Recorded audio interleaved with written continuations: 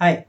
आज हम लोग एक बहुत ही सीरियस टॉपिक के ऊपर बात करने वाले हैं। टॉपिक है कि इस बार के जो बच्चों का प्रिपरेशन है एग्ज़ाम के लिए, वो कितना क्रिटिकल हो चुका है, उसके ऊपर हम लोग बात करने वाले हैं। बिकॉज़ हम लोग जब अभी डे टू डे लाइफ़ में जब बहुत सारे बच्चों से बात कर रहे हैं, तो हम लोगों को कुछ चीज़ें रियलाइज़ होना चालू हो गया है कि पहले फर्स्ट हाफ में बहुत सारे बच्चों ने बहुत सारे कोचिंग क्लासेस लगाए, लेकिन जब कोचिंग क्लासेस में उनका परफॉर्मेंस ठीक-ठाक नहीं रहा, तो उनको लगा कि चलो हम लोग होम ट्यूशन लगाते हैं या प्राइवेट कोचिंग लगाते हैं, जिसकी वजह से हम लोगों का परफॉर्मेंस जो है वो एग्ज़ाम में इम्प्रूव हो जाएगा और इम्प्रूव होने की वजह से हम लोग एग्ज़ाम में जो है कुछ अच्छा परफॉर्म कर लेंगे। तो इस वजह से उन्होंने बहुत सारे बच्चों ने प्राइवेट कोचिंग लगाया, तो वहाँ पे थोड़ा बहुत उनको हेल्प भी हो रहा है। लेकिन ओवरऑल जो है हम लोग उसके ऊपर डिस्कस नहीं कर रहे कि बेनिफिट हो रहा है या नहीं हो रहा। अभी इम्पोर्टेंट ये है कि बच्चों का माइंडसेट और पेरेंट्स का जो डर है, उसके ऊपर हम लोग आज का जो हम लोगों का जो डिस्कशन है उसके ऊपर होने वाला है। तो अभी जो इम्पोर्टेंट चीज़ें देखिए कि क्या हुआ है लास्ट टू लास्ट ईयर, मतलब 2 साल, अभी टोटल 3 साल होने आ गए हैं कि इस साल तो पूरा का पूरा स्कूल और कॉलेज सभी कुछ जो था वो ऑन था, ऑफलाइन था, इसीलिए कोई दिक्कत नहीं हुआ। लेकिन उसके पहले जो 2 साल थे वो जो पैंडेमिक में थे, जिसकी वजह से ऑनलाइन कोचिंग और बहुत सारी तरीके के जो ट्यूशन्स वगैरह चल रहे थे इस तरीके से थे, और एग्ज़ाम्स भी इस तरीके थे कि जिसकी वजह से बच्चे जो हैं प्रिपरेशन के माइंड में नहीं थे, या फिर हम लोग बोल सकते हैं वो एग्ज़ाम ही नहीं दे रहे थे बेसिकली। इसकी वजह से उनका जो प्रैक्टिस है, बहुत सारा प्रैक्टिस, पढ़ाई करने का प्रैक्टिस, लिखने का प्रैक्टिस, एग्ज़ाम में अपीयर करने का प्रैक्टिस, और जो माइंडसेट होता है वो पूरी तरीके से जा चुका है।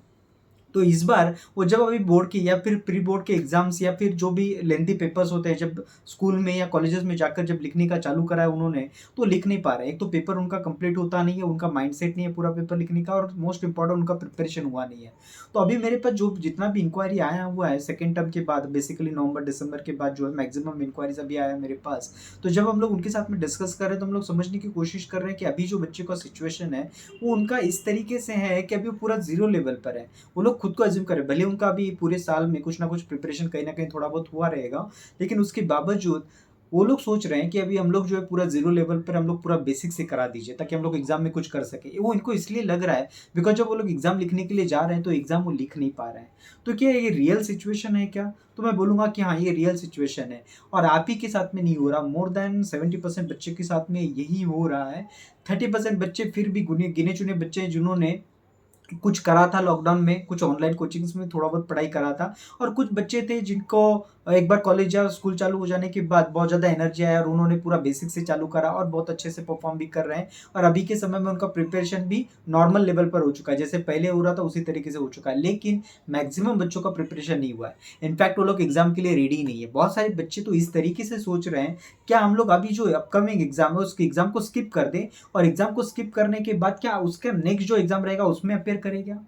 तो मेरा सजेशन है कि ऐसा गलती से भी मत करना। उसके पीछे रीज़न ये होता है कि देखिए, अगर आप पास्ट रिकॉर्ड्स देखिए, अगर हम लोग आईआईटी की रिपीटर एग्जाम्स अगर देखें, जो आईआईटी के एग्जाम्स के लिए बेसिकली बैठते हैं, उनका अगर हम लोग रिपीटर एग्जाम अगर देखें, तो जितने भी सालों का उनका ड्यूरेशन रहा, 50-60 सालों का जो भी ड्यूरेशन रहा, तो उतने सालों में सिर्फ 2002 में एक ही बार ऐसा हुआ था कि जब बच्चे ने रैंक लाया था जो रिपीटर था। अदरवाइज बाकी के सारे सालों में एक भी बच्चा ऐसा नहीं था जो एक्चुअल में आईआईटी में रैंक ला पाया था। तो कहने का मतलब यहाँ पर क्या है, जब कभी भी कोई भी जब रिपीट एग्जाम देने की कोशिश करता है, तो उसको बहुत सारी कठिनाइयों से जाना पड़ता है। वो कठिनाइयाँ इस तरीके की होती हैं कि उनके फ्रेंड्स फर्स्ट ऑफ ऑल आगे जा चुके हैं, वो उनको कंपेयर, वो खुद खुद कंपेयर करता है। बेसिकली किसी को कंपेयर करने दीजिए या नहीं करने दीजिए, लेकिन वो खुद कंपेयर करना चालू कर देता है कि उसके साथ वाले लोग जो आगे जा चुके हैं। फैमिली का प्रेशर, दोस्तों का प्रेशर, इसका प्रेशर, उसका प्रेशर, और उसका खुद का प्रेशर कि मेरा साल बिगड़ चुका है, इस बार कुछ भी करके मुझे अच्छा परफॉर्म करना है।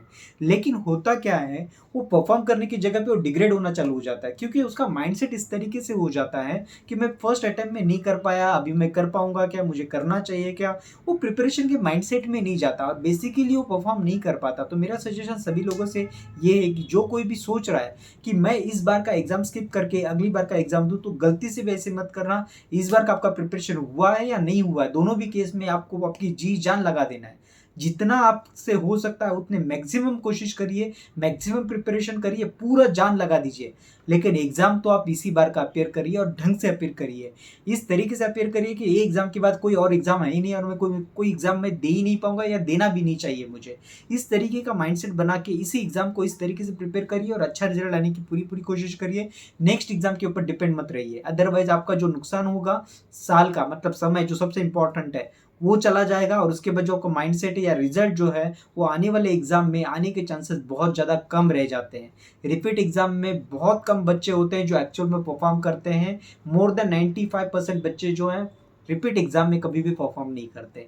तो ये हमारा एक्सपीरियंस है, इसके हिसाब से हम आपको बताने की कोशिश कर रहे हैं।